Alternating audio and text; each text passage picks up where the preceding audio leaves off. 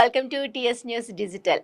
ఇవాళ మన డిస్కషన్లో నాతో పాటు ఉన్నారు టెడెక్స్ స్పీకర్, మెంటర్, అలానే బిజినెస్ అనలిస్ట్ దివాకర్ సింగ్ గారు. ఆలస్యం చేయకుండా పరిచయం చేసుకుందాం. నమస్తే sir.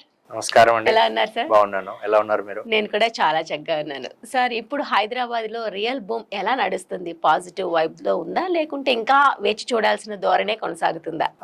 Real estate supply demand theory తీసుకుంటే మన దగ్గర ఎక్సెసివ్ సప్లై ఉంది. Residential flats more than 1.5 lakhs vacant ఉన్నాయి. తర్వాత 28 million square feet కమర్షియల్ అన్ఆక్యుపైడ్గా ఉంది. అయితే ఇది ఒక గుడ్ ప్రాబ్లం టు హ్యావ్.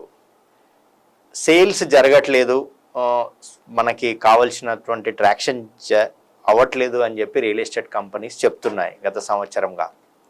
అయితే వాళ్ళు చాలా ట్రాన్స్ఫార్మ్ కావాల్సిన అవసరం ఉంది.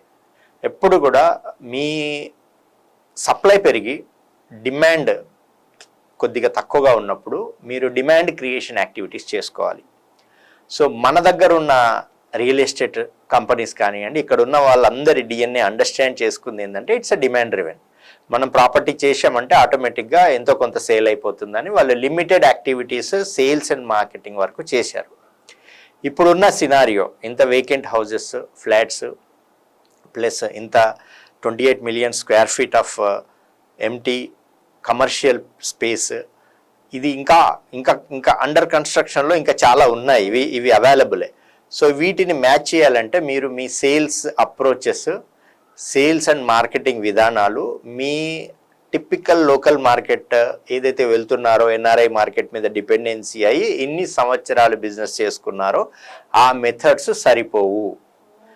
మీరు ఇప్పుడు గ్లోబల్లీ చాలా సేల్స్ రిలేటెడ్ ఫండ్స్ కానీ యాక్టివిటీస్ కానీ ఆర్టిఫిషియల్ ఇంటెలిజెన్స్ లాంటి టెక్నాలజీస్ని యూజ్ చేసుకొని ప్రపంచవ్యాప్తంగా ఉన్న 190 దేశాల్లో మన వాళ్ళందరికీ అప్రోచ్ అయ్యే విధంగా వాళ్ళందరూ ఎప్పుడు హైదరాబాద్కి వస్తున్నారు, మనం వాళ్ళకున్న ఇంట్రెస్ట్ని మన ప్రోడక్ట్ని చూపించాలనే యాటిట్యూడ్ మీరు యాజ్ అన్ ఎంటర్‌ప్రెన్యూర్స్గా పెంచుకోకపోతే గత 10 సంవత్సరాలుగా గత 5 సంవత్సరాలుగా ఏ విధంగా అయితే మీకు డిమాండ్ డ్రివెన్ కండిషన్లో మీరు బిజినెస్లు చేసుకున్నారో అవి తగ్గే అవకాశం ఉంది.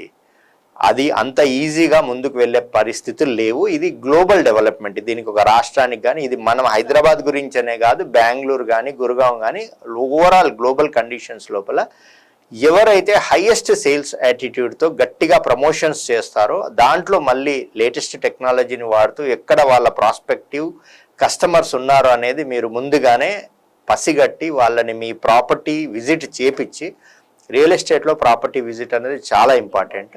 అది వాళ్ళు డిసిషన్ మేకర్స్ అందరూ, ఒకవేళ ఫ్యామిలీ అయితే ఫ్యామిలీ, బిజినెస్ అయితే డైరెక్టర్స్ చూస్తే కానీ అది క్లోజ్ అయ్యే పరిస్థితి ఉండదు. దానికి తగ్గట్టుగా మీరు చాలా మార్కెటింగ్ యాక్టివిటీస్ చేయాల్సిన అవసరం ఉంటుంది. సో అదొక డెవలప్మెంట్. ఓకే.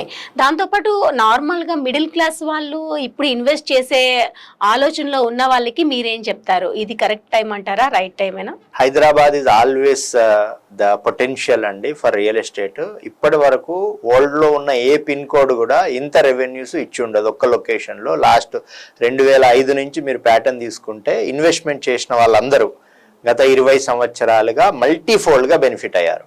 అది తగ్గదు. ఇన్వెస్ట్మెంట్స్, మీరు ప్రాపర్టీస్ డిస్టెన్స్ పెరిగినా, ఇది ల్యాండ్ లాక్డ్ సిటీ, మనకి ఓఆర్ఆర్ ఉంది, ఆర్ఆర్ఆర్ ఉంది. కాబట్టి ఎట్టి పరిస్థితిలో ఇన్వెస్ట్మెంట్స్ పెట్టుకుంటే రిటర్న్ ఆఫ్ ఇన్వెస్ట్మెంట్స్ గ్యారంటీడ్గా ఉంటాయి. కానీ నేను మాట్లాడింది ఏంటంటే బిజినెస్ మ్యాన్ సిచ్యువేషన్ని బట్టి, ఎంటర్‌ప్రెన్యూర్స్ కానివ్వండి, వాళ్ళు కండిషన్స్ని బట్టి మెథడ్స్ మార్చుకోవాల్సిన అవసరం ఉంటుంది. మీ దగ్గర ఇంతకుముందు ఒక బ్యూటిఫుల్ ప్రోడక్ట్ మీరు క్రియేట్ చేశారు, ఒక అట్రాక్టివ్ విల్లాస్ లాంటివి చేశారు, అది నీకున్న డిమాండ్కి మీరు సప్లై చేసుకున్నారు, అప్పుడు ఆ యాటిట్యూడ్ సరిపోతుంది.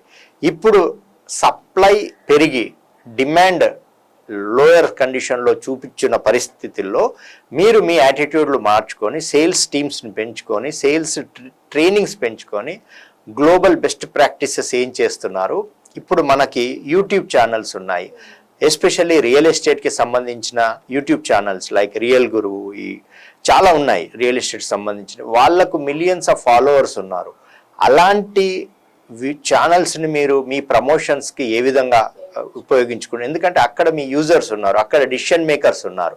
అదొక హ్యాక్. అట్లాంటి multiple sales hacks, marketing hacks, business development hacks, advertisement hacks, మీరు యాడ్ బడ్జెట్స్ కూడా చాలా, ఒక యాడ్ చేస్తే సరిపోదు, కాంటెక్స్చువల్ అడ్వర్టైజ్మెంట్ చేయాలి. మనము ఎలా ఉన్న కాంటెక్స్చువల్ డెవలప్మెంట్స్కి అకేషన్ని బట్టి ఒక్కొక్క ఎవ్రీ ఇన్సిడెంట్ కానీ ఫెస్టివల్ కానీ ఏది జరుగుతున్నా దానికి మన బ్రాండ్ రీకాల్ అయ్యే విధంగా మనం ప్రమోట్ చేసి క్యూరియాసిటీ జనరేట్ చేసి పైప్ లైన్ పెంచుకునే అవకాశం వచ్చింది. ఇప్పుడు బిజినెస్ అవ్వట్లేదు అని అంటే దానికి కారణం attitude of entrepreneurs towards there sales approaches, transformation. పరిస్థితులను బట్టి వాళ్ళు ట్రాన్స్ఫార్మ్ కావాల్సిన అవసరం ఉంది. ఓకే, సో ఇదే టైంలో మనం ఏదైతే బిజినెస్ స్పేస్ అనేది ఉందో హైదరాబాద్ లో, దాన్ని బిజినెస్ చేసుకోవాలి అనుకుంటే నార్మల్ పర్సన్ ఇన్వెస్ట్ చేయొచ్చు అంటారా? ఇన్వెస్ట్మెంట్స్ కి ఇప్పుడు మనకి ఐటీ బిజినెస్ స్పేస్ పైన కూడా మీకు లొకేషన్స్, మనకి జీసీసీస్ అని వస్తున్నాయి, గ్లోబల్ కేపబిలిటీ సెంటర్స్ అంటాము. అవి 30 సంవత్సరాలుగా మన దగ్గర 170 ఉంటే ఈ గత సంవత్సరం నరంగా 60 వచ్చాయి. సో ఇంకా వచ్చే అవకాశాలు ఉన్నాయి, ఎందుకంటే మనకున్న రీసోర్సెస్ ఉన్నాయి. వాళ్ళు వచ్చిన వాళ్ళందరూ పెద్ద హై కమర్షియల్ స్పేసెస్ 1000 సీట్స్ అట్లా తీసుకుంటారు. వాళ్ళకు కావాల్సిన యాంగ్జిలరీ యూనిట్స్, సపోర్టింగ్ బిజినెసెస్ వీటన్నిటికీ ఉంటుంది.